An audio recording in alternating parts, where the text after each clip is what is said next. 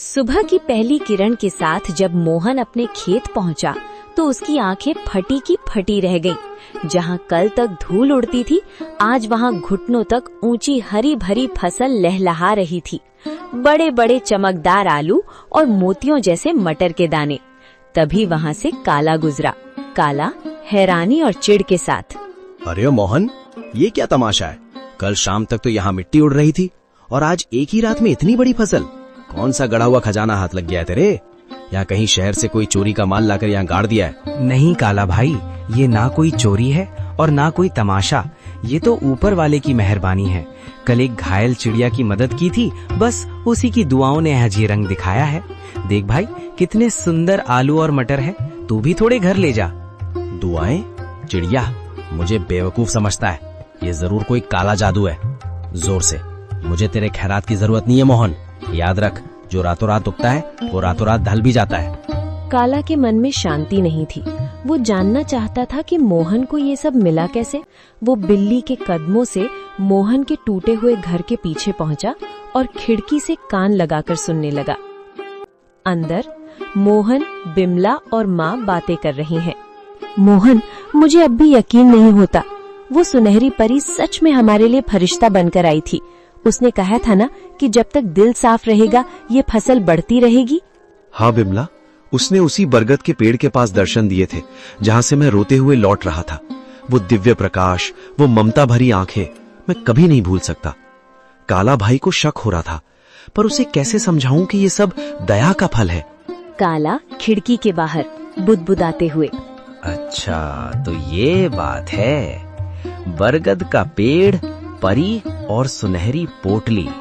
अगर उस भीख मंगे मोहन को परी मिल सकती है तो मैं तो उससे कहीं ज्यादा चालाक हूँ।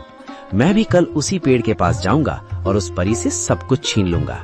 काला सुबह सुबह उसी बरगद के पेड़ के नीचे पहुंच गया। उसने एक जाल बिछाया और एक चिड़िया के आने का इंतजार करने लगा। उसने सोचा कि वो किसी चिड़िया को घायल करेगा और फिर उसकी मदद का नाटक करेगा। कहाँ है वो परी? ओ चिड़िया, बाहर निकल। देख, मैं तेरे लिए कितने दाने लाया हूँ। बस एक बार मेरे सामने आ जा और मुझे वो मखमली पोटली दे दे। मुझे आलू मटर नहीं, मुझे सोना चाहिए, चांदी चाहिए। मैं उस मोहन से बड़ा आदमी बनना चाहता हूँ। काला घंटों चिल्लाता रहा। कभी रोने का नाटक करता तो कभी लालच में पेड़ की टहनियां हिलाता, लेकिन वहाँ सन्नाटा छाया रहा। अचानक एक तेज ठंडी हवा चली और एक आकाशवाणी हुई। काला, प्रार्थना हृदय से की जाती है, लालच से नहीं। मोहन ने एक जान बचाने के लिए अपनी कमीज फाड़ी थी और तू एक जान लेने के लिए जाल बिछा रहा है। जा, तुझे कुछ नहीं मिलेगा क्योंकि तेरा मन ईर्ष्या की राख से भरा है। लालच की फसल कभी मीठी नहीं होती। नहीं, ये नाइंसाफी है।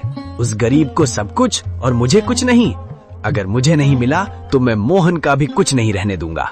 मैं आज रात उसके खेत को शमशान बना दूंगा। मोहन ने पहली फसल घर लाई। बिमला ने जब आलू और मटर की सब्जी बनाई तो उसकी खुशबू पूरे गांव में फैल गई। बीमार माँ ने जैसे ही एक निवाला खाया, उनके चेहरे पर रौनक आ गई। पिताजी, ये आलू तो बहुत मीठे हैं। क्या ये सचमुच हमारे खेत के हैं? अब मुझे स्कूल जाने के लिए नया बस्ता मिलेगा ना? हाँ मेरे बच्चे, अब हम कभी भूखे नहीं सोएंगे। बिमला देखो, भगवान ने सुन ली। आज माँ की आंखों में चमक देखी? ये उन जादुई बीजों का ही प्रताप है। बिमला आंखों में आंसू भरकर, मैं तो डर गई थी मोहन। मुझे लगा था कि गरीबी हमारी पहचान बन गई है, लेकिन आज पहली बार लग रहा है कि हमारे घर में भी लक्ष्मी ने कदम रखा है। पर मुझे उस काला से डर लगता है।